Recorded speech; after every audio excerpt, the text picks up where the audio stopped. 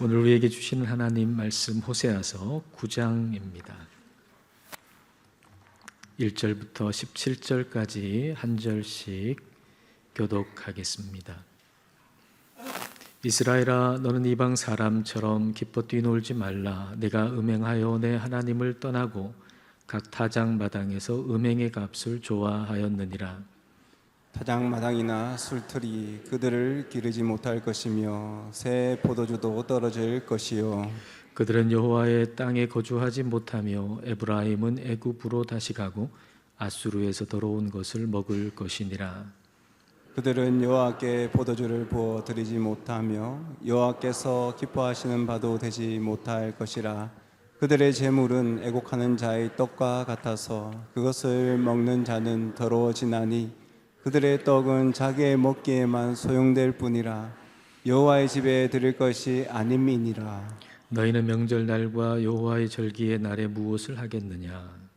보라, 그들이 멸망을 피하여 갈지라도 애굽은 그들을 모으고 노은 그들을 장사하리니 그들의 은은 귀한 것이나 찔레가 덮을 것이요, 그들의 장막 안에는 가시동굴이 퍼지리라. 형벌의 날이 이르렀고 보응의 날이 온 것을 이스라엘이 알지라. 선지자가 어리석었고 신에 감동하는 자가 미쳤나니 이는 내 죄악이 많고 내 원한이 큼이니라. 에브라임은 나의 하나님과 함께한 파수꾼이며 선지자는 모든 길에 친 새 잡는 자의 그물과 같고 그의 하나님의 전에는 원한이 있도다. 그들은 기브아의 시대와 같이 심히 부패한지라. 여호와께서 그 악을 기억하시고 그 죄를 벌하시리라. 옛적에 내가 이스라엘을 만나기를 광야에서 포도를 만난같이 하였으며 너희 조상들을 보기를 무화과 나무에서 처음 맺힌 첫 열매를 본과 같이 하였거늘 그들이 바알 보올에 가서 부끄러운 우상에게 몸을 들임으로 저희가 사랑하는 우상같이 가증하여 졌도다. 에브라임의 영광이 새같이 날아가리니 해산하는 것이나 아이 베는 것이나 임신하는 것이 없으리라. 혹 그들이 자식을 기를지라도 내가 그 자식이 없이 하여 한 사람도 남기지 아니할 것이라. 내가 그들을 떠날 때에는 그들에게 화가 미치리로다. 내가 보건대 에브라임은 아름다운 곳에 심긴 두로와 같으나 그 자식들을 살인하는 자에게로 끌어내리로다. 여호와여, 그들에게 주소서. 무엇을 주시려 하나이까? 아이 베지 못하는 태와 젖없는 유방을 주시옵소서. 그들의 모든 악이 길갈에 있으므로 내가 거기에서 그들을 미워하였노라. 그들의 행위가 악함으로 내 집에서 그들을 쫓아내고 다시는 사랑하지 아니하리라. 그들의 지도자들은 다 반역한 자니라. 에브라임은 매를 맞아 그 뿌리가 말라 열매를 맺지 못하나니 비록 아이를 낳을지라도 내가 그 사랑하는 태의 열매를 죽이리라. 함께 읽겠습니다. 그들이 듣지 아니하므로 내 하나님이 그들을 버리시리니 그들이 여러 나라 가운데에 떠도는 자가 되리라. 아멘. 자녀를 키우다 보면 부모로서 회초리를 들 때가 있습니다. 그것은 그 아이를 망치려고 하는 것이 아니라 고치려고 하는 것이죠. 하나님의 회초리도 마찬가지입니다. 하나님이 우리에게 회초리를 드신다라고 하는 것은 우리가 그분의 자녀이기 때문입니다. 히브리서의 말씀은 하나님이 사랑하시고 그리고 하나님께서 아들로 받아들이시는 자마다 채찍질한다 그랬습니다. 그러니까 우리가 주님의 자녀이기 때문에 우리 주님께서 우리에게 회초리를 드시는 것입니다. 하나님의 회초리는 크게 두 종류가 있습니다. 하나는 환경의 회초리입니다. 환경의 회초리 안에는 전쟁, 질병, 그리고 경제적 파산과 같은 것이 들어갈 수 있습니다. 그리고 사람도 하나님이 쓰시는 회초리가 될 수 있습니다. 하나님이 다윗에게 언약을 하시고 다윗의 대가 끊어지지 않고 계속 왕위가 이어질 것이다 라고 약속하시면서 그 후손들에 대해서 이렇게 말씀하시죠. 사무엘하 7장 14절 말씀입니다. 나는 그에게 아버지가 되고 그는 내게 아들이 되리니 그가 만일 죄를 범하면 내가 사람의 매와 인생의 채찍으로 징계하려니와. 하나님께서 다윗의 가문을 파멸시키지 않고 고쳐서 쓰시기 위해서 사람의 매, 인생의 채찍이라는 회초리를 드실 수 있다라고 말씀하시는 겁니다. 사람의 매, 인생의 채찍은 나의 교만과 내 자만심을 무너뜨리는 사람이죠. 그런 사람이 어디 멀리 있기도 하지만 주로 아주 가까이에 우리 주변에 있죠. 가장 가까운 가족이나 친구가 하나님께서 쓰시는 회초리가 될 수 있다는 얘기입니다. 그런데 우리는 그걸 잘 알아차리지를 못해요. 이게 하나님의 회초리인데 하나님의 회초리라고 하는 사실을 잘 몰라요. 그래서 하나님께서 쓰시는 사람 회초리인데 그 회초리만 보고 그 회초리하고 싸우려고 하는 거죠. 아이가 매를 맞으면서 그 회초리가 나를 너무 아프게 하니까 그 회초리를 꺾어버리려고 한다면 매를 더 벌게 될 것입니다. 지금 사람 때문에 몹시 슬프고 아프다면 그것을 쥐고 계신 하나님을 봐야 합니다. 그 회초리가 아니라 그 회초리를 들고 계신 하나님, 그리고 그 회초리를 들고 계신 하나님께서 이걸 통해서 나에게 뭘 깨닫기를 원하시는가라고 하는 걸 겸손하게 기도해야 할 것입니다. 하나님은 한 개인만이 아니라 한 나라를, 한 민족을 회초리로 쓰시기도 하십니다. 이사야서의 말씀에서 보면 아수르라고 하는 나라를 하나님의 진노의 막대기라 그랬습니다. 하나님의 회초리인 거죠. 북이스라엘은 아수르에 의해서 망했잖아요. 근데 호세아의 때에 그 아수르가 아람을 정복했고, 그래서 북이스라엘하고 접경 국가가 됐어요, 아수르가. 그러니까 이스라엘 바로 옆에 하나님의 회초리가 놓여 있었던 것이죠. 하나님이 이 회초리를 드시면 얼마나 무시무시한 일이 일어날 수 있는가라고 하는 걸 우리는 우리의 역사 가운데 이미 경험했습니다. 1950년 6월 25일 이 땅에 전쟁이 일어났잖아요. 그 전쟁 가운데 피난하는 가운데 임산부들이 아이를 낳고 논두렁에다가 그냥 아이를 버리고 가는 경우도 있었고요. 아이를 살리기 위해서 그 엄마가 자기가 입은 옷을 다 벗어가지고 아이한테 덮어주고 아이는 살리고, 그리고 자기는 동사에서 죽는 경우도 있었죠. 그리고 피난하면서 먹을 것이 없어가지고 며칠을 굶다 보니까 젖이 돌지 않고 배가 고파서 아이는 그냥 기절하고 우는데 아이한테 먹일 것이 없으니까 이 세상에 너를 태어나게 해서 미안하다라고 통곡하기도 했죠. 이 비극적인 전쟁의 참상이 지금 호세아가 보고 있는 북이스라엘의 미래인 거예요. 그래서 너무나도 가슴이 아파서, 너무나도 마음이 아파서 호세아가 기도하고 있는데 그 기도의 내용이 오늘 보면 14절입니다. 자, 14절을 보십시오. 여호와여, 그들에게 주소서. 무엇을 주시려 하나이까? 아이 베지 못하는 태와 젖없는 유방을 주시옵소서. 아이가 태어나면 그 아이들이 아수르에 의해서 고난받을 길밖에 아무것도 없는 거예요. 그러니 아예 아이가 태어나지 않게 해달라고 지금 기도하고 있는 거죠. 영적인 안목을 가진 호세아가 이렇게 기도하는 것이 최선이었어요.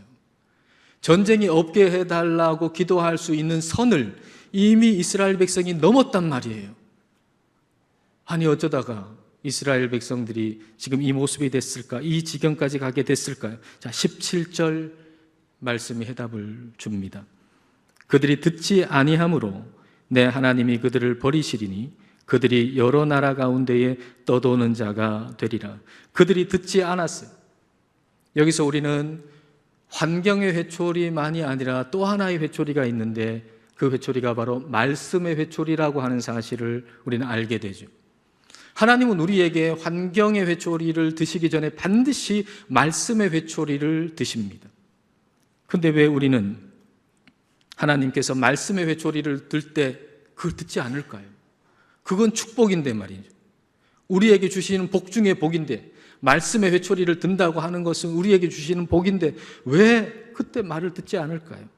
그것은 말씀의 회초리와 나의 현재의 상황이 너무나도 다르기 때문입니다. 창세기에 나오는 노아를 여러분 한번 생각해 보세요. 그 당시 온 땅이 사람의 죄악으로 가득했고, 그래서 하나님이 그 죄악을 멸하시려고 노아한테 방주를 지으라 라고 말씀하셨잖아요. 그러니까 그 당시 사람들은 노아를 통해서 하나님의 심판의 메시지를 들었던 거죠. 왜 방주를 짓는가? 지금 죄악이 가득해서 하나님이 홍수로 심판하시려고 하기 때문에 지금 이 방주를 짓는다고 그 심판의 메시지를 그들은 노아를 통해서 들은 겁니다. 이것은 말씀의 회초리죠. 큰 홍수라고 하는 환경의 회초리를 드시기 전에 하나님은 반드시 그 말씀의 회초리를 드신 것이죠. 그러나 사람들은 듣질 않았어요. 왜냐하면 그 말씀의 회초리가 우리에게 전해주시는 그 말씀의 내용과 내가 지금 경험하고 있는 이 환경과 너무나도 다르기 때문이죠. 큰 비는커녕 빗방울 하나 떨어지지 않는 날씨, 그리고 그 말씀이 떨어진 다음에 수년이 지나도 그 말씀과 아무 상관없는 삶이 펼쳐지는 환경들, 그래서 피식 웃고 만 거예요. 노아를 미친 사람 취급한 것이죠. 이것이 이스라엘 백성들의 모습이에요. 하나님이 호세아를 통해서 말씀의 회초리를 드셨어요. 그러나 사람들은 듣질 않았어요. 호세아가 있던 그 당시 여로보암 2세가 통치하던 때인데, 여로보암 2세가 통치하던 때는 그 어느 때보다도 경제적으로 부유했던 때거든요.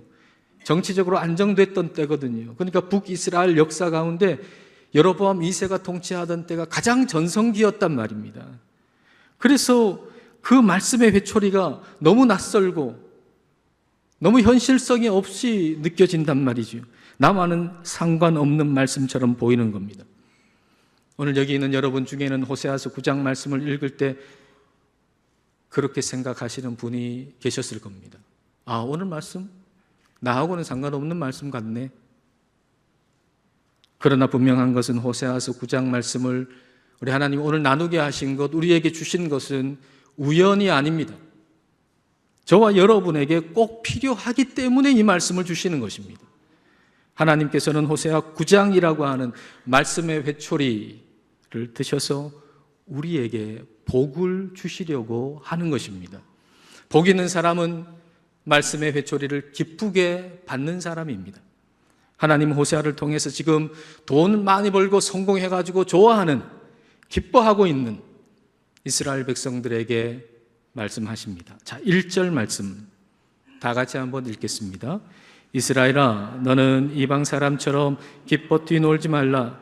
내가 음행하여 내 하나님을 떠나고 각 타작마당에서 음행의 값을 좋아하였느니라. 이방 사람처럼 기뻐하지 말라는 거예요. 그들의 기쁨의 이유는 하나님이 아니에요. 그들은 엄청난 많은 돈을 벌었고 그리고 성공했단 말이죠. 그래서 그것 자체를 기뻐하고 있어요. 근데 우리 하나님은 그것을, 그들의 성공, 많이 번 돈, 그걸 음행의 값이라고 말씀하고 계세요. 창녀가 음행해서 돈을 버는 것처럼 이 세상의 방법으로, 수단으로 돈을 벌고 성공한 것, 그것이란 말이죠. 하나님과 상관없는 성공이고 하나님과 상관없는 돈이라는 거예요. 그것 자체를 지금 기뻐하고 있다는 거예요. 하나님의 백성들인데. 사람의 제일 되는 목적이 뭐죠? 저와 여러분의 제일 되는 목적은 뭔가요? 하나님을 영화롭게 하고 그분을 즐거워하는 거잖아요. 저와 여러분 인생의 제일 된 목적은 하나님을 영화롭게 하고 하나님을 즐거워하는 거예요. 근데 하나님 영화롭게 하고 하나님을 즐거워하는 것은 별개의 것이 아니거든요. 우리가 하나님께 영광을 올려드린다라고 할 때 우리는 뭐 거창한 어떤 것을 생각하죠. 그러나 그렇지 않습니다. 하나님을 영화롭게 하는 것, 하나님께 영광을 돌린다라고 하는 것은 그분을 즐거워하는 거예요. 하나님을 즐거워하는 것. 그럼 하나님을 즐거워하는 건 어떻게 즐거워하죠? 하나님을 어떻게 즐거워할 수 있습니까? 그분의 말씀을 즐거워하는 거예요. 그분의 말씀을. 자, 시편 1편 1절과 2절 말씀. 자, 함께 읽겠습니다. 복 있는 사람은 악인들의 꾀를 따르지 아니하며 죄인들의 길에 서지 아니하며 오만한 자들의 자리에 앉지 아니하고 오직 여호와의 율법을 즐거워하여 그의 율법을 주야로 묵상하는도다. 복 있는 사람은 오직 하나님의 말씀을 즐거워하는 사람입니다. 그런데 그 말씀이 항상 내 구미에 맞던가요? 성경 66권 여러분이 읽어보시면 알겠지만 이 66권의 말씀 모두가 내 구미에 맞는 말씀이던가요? 큰 위로가 되는 말씀도 있지만 말씀의 회초리도 있잖아요. 저는 오늘 말씀을 묵상하면서 우리에게 말씀의 회초리를 주셨다고 하는 것이 얼마나 감사하게 느껴졌는지 몰라요.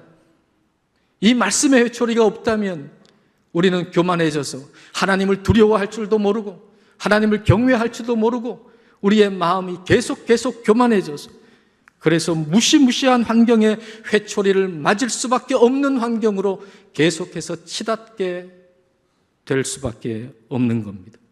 종교개혁자 루터가 죄의 본질에 대해서 이렇게 얘기하죠. Homo incurvatus in se.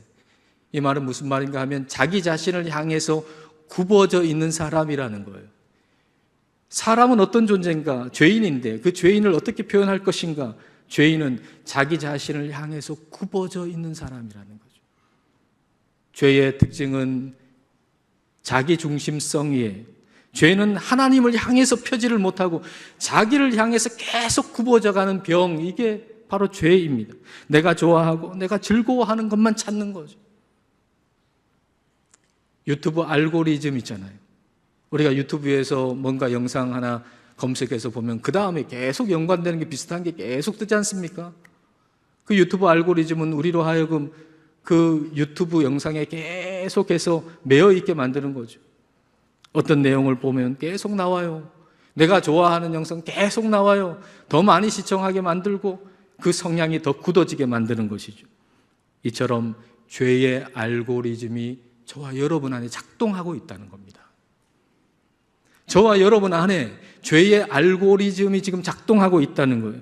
내가 좋아하는 것만 계속 찾는 거예요. 심지어는 하나님의 말씀마저도 내 구미에 맞는 것만 찾아서 듣는 거죠. 말씀의 회초리를 거부하는 거예요. 말씀의 회초리를 거부하고서 복을 받는 길은 없습니다. 하나님의 66권의 말씀 가운데 내가 좋아하는 구절 몇 구절만 뽑아서 그것만 내 입에 넣는 사람 치고 복 받는 사람은 없습니다. 내성각이라고 하는 게 있잖아요. 어떤 소의 뿔이 쫙 자라야 되는데 그 뿔이 굽어가지고 안쪽으로 자라는 뿔, 내성각이죠. 그래서 안쪽으로 굽어가지고 자라서 자기 눈을 찌르고 자기 볼을 찔러가지고 자기 뿔 때문에 결국 죽을 수밖에 없는 거예요. 근데 소가 그걸 스스로 잘라낼 수가 없거든요. 주인이 잘라줘야 한단 말입니다. 누가 나를 해치나요? 누가 나를 해치나요? 나 자신이죠. 우리 안에 죄라고 하는 내성각이 있어요. 나를 향해 굽어 있는 거죠. 내 생각도 나를 향해 굽어 있거든요. 나를 향해 굽어 있는 그 생각이 끊임없이 나를 괴롭히고 나를 죽이는 겁니다. 하나님의 말씀의 회초리를 기쁘게 받아서 나를 해치는 그 뿔이 꺾여야, 그래야 내가 살아요. 그래야 내 안에 생명이 움직여요. 근데 말씀의 회초리는 그 내성각이 나를 아프게 하기 전에 주시거든요. 나한테 고통이 느껴지기 전에 하나님은 말씀의 회초리를 주시거든요. 그게 얼마나 큰 복입니까? 내가 고통을 당하기 전에 이미 아시고 그것을 없애주시려고 말씀의 회초리를 주신다는 것은 복 중에 복인데 우리는 아직 나한테 고통이 없기 때문에, 아직 아픔이 없기 때문에, 그래서 말씀의 회초리를 기쁘게 받는 사람이 드물단 말이에요. 그 말씀은 나하고 상관이 없다고, 이 말씀은 나하고 상관이 없다고 오히려 기분 나빠하는 거죠. 이스라엘 백성들이 그랬던 거예요. 여러분 7절을 보세요. 형벌의 날이 이르렀고 보응의 날이 온 것을 이스라엘이 알지라. 호세아를 통해서 하나님께서 지금 심판의 메시지를 주시는 거예요. 너 그렇게 살면 안 된다. 빨리 돌아와라. 심판이 앞에 있다. 그러니까 사람들이 그 선지자한테 뭐라 그래요? 선지자가 어리석었고 신에 감동하는 자가 미쳤나니. 왜 이렇게 얘기하는 건가? 이는 내 죄악이 많고 내 원한이 큼이니라. 호세아에 대해서 호세아가 지금 어리석다, 성령에 감동됐다고 하는데 미쳤다, 지금 얼마나 상황이 좋은가, 경제적으로 부흥하고 성공하고 돈도 많이 벌고, 아니 이런 시대에 저런 설교를 하다니 미치지 않고서야 저런 설교를 할 수가 있는가? 라고 비난하고 있는 거죠. 이 풍요가 하나님의 축복의 증거라는 거예요. 봐라, 지금 우리가 얼마나 잘 살고 있는가, 얼마나 돈을 많이 벌고 있는가, 얼마나 건강한가, 얼마나 재미있는가. 이게 하나님이 주시는 축복의 증거라는 거예요. 풍성함이 하나님의 축복의 증거일 수도 있어요. 그러나 그렇지 않을 수도 있다는 걸 우리는 명심해야 합니다. 내 눈에 보이는 것과 들리는 말씀이 다르다면 들리는 말씀을 붙들어야 됩니다. 루터의 말을 하나 더 인용하자면 그리스도의 나라는 보는 나라가 아니라 듣는 나라다라는 것입니다.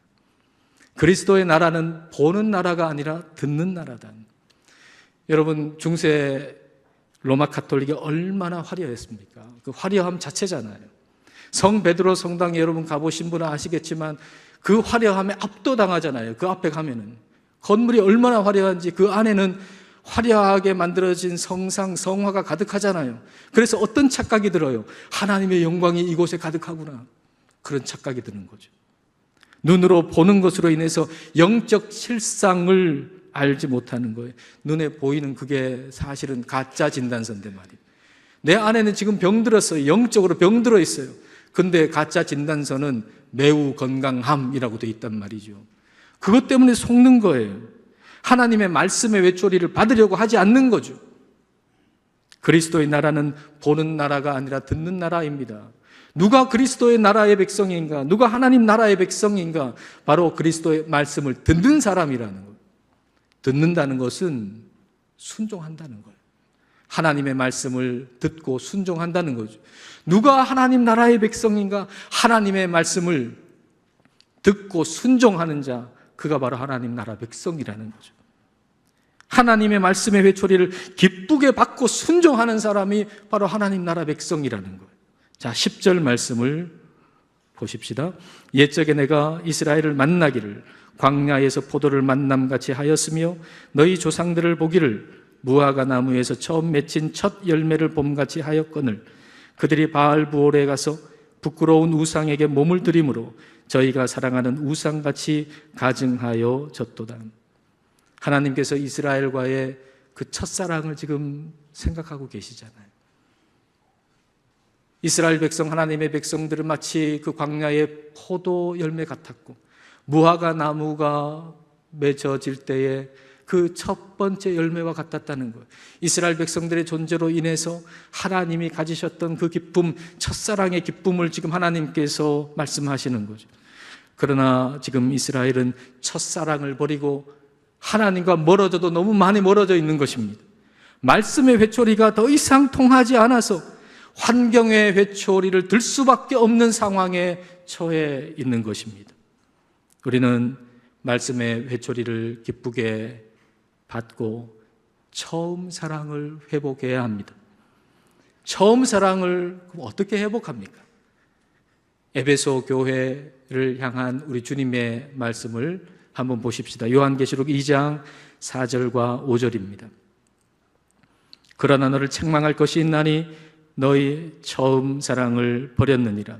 그러므로 어디서 떨어졌는지를 생각하고 회개하여 처음 행위를 가지라. 만일 그리하지 아니하고 회개하지 아니하면 내가 내게 가서 내 촛대를 그 자리에서 옮기리라. 처음 행위를 가지란, 처음 사랑을 회복하는 길은 처음 행위를 가지는 거예요. 그러면 에베소 교회의 처음 행위는 뭡니까? 예수님 믿고 나서 처음 행위가 뭐였습니까? 사도행전 19장을 보면 에베소 교회가, 에베소 성도들이 이제 예수님을 믿고 나서 그리고 한 것이 뭐냐 하면 그 두란나 서원에 가서 바울을 통해서 날마다 말씀을 들었던 것이거든요. 근데 그 말씀, 그것이 구미에 있는, 구미를 당기는 말씀이던가요? 달콤한 위로가 되는 말씀이던가요? 그들의 죄를 들추어내고 그들의 삶을 바꾸라고 하는, 그들을 아프게 하는, 그들을 찌르는 말씀의 회초리였단 말이에요. 그러나 에베소 교회 성도들은 말씀의 회초리를 기쁘게 받았어요. 그 말씀의 회초리를 기쁘게 받고 그 말씀을 따라 행동했어요. 어떻게 해요? 사도행전 19장 19절과 20절 말씀입니다. 또 마술을 행하던 많은 사람이 그 책을 모아가지고 와서 모든 사람 앞에서 불사르니 그 책 값을 계산한 즉 은 5만이나 되더라. 이와 같이 주의 말씀이 힘이 있어 흥왕하여 세력을 얻으니라. 마술책은 그들에게 돈벌이가 됐거든요. 그 책값만 해가지고 은 5만이었단 말이에요. 은 하나 한 드라크마입니다. 한 드라크마 하루 일해서 버는 돈이에요. 은 5만이라고 하는 것은 137년어치 연봉입니다. 137년어치 연봉.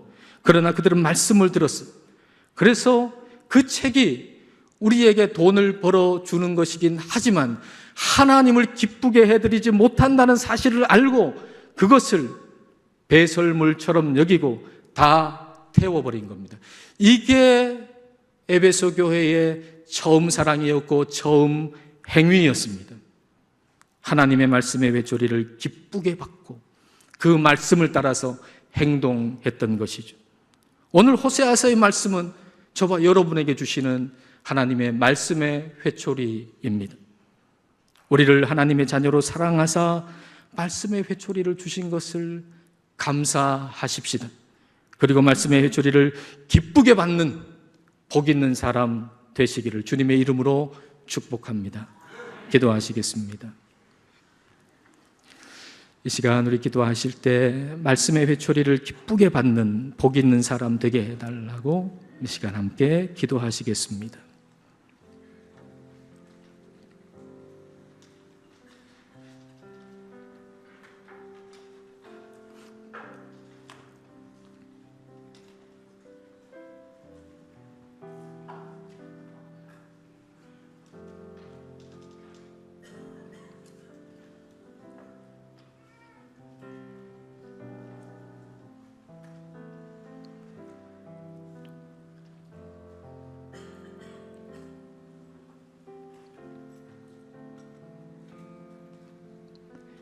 신실하신 하나님 아버지, 우리를 자녀 삼으시고 사랑하사 말씀의 회초리를 주심을 감사드립니다.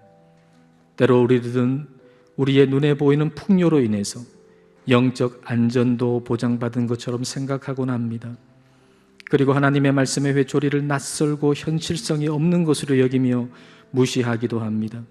성령님, 우리를 도우사 무서운 환경의 회초리가 닥치기 전에 우리의 영혼을 깨우는 말씀의 회초리를 감사히 받게 하옵소서. 또한 삶 속에서 내 교만과 자존심을 무너뜨리는 사람의 매와 인생의 채찍을 만날 때 그 사람과 싸우며 매를 더 벌지 않게 하시고 그 회초리를 들고 계신 하나님의 손길을 보며 겸손하게 하옵소서. 우리를 향해 굽어있는 내성각 같은 죄가 말씀의 회초리로 꺾이게 하시고 하나님 없는 성공과 세상적 기쁨을 과감히 내려놓게 하옵소서. 주님 처음 사랑을 회복하고 주님의 말씀을 듣고 즉각 순종하는 처음 행위를 가지게 하옵소서. 예수님 이름으로 기도드립니다. 아멘.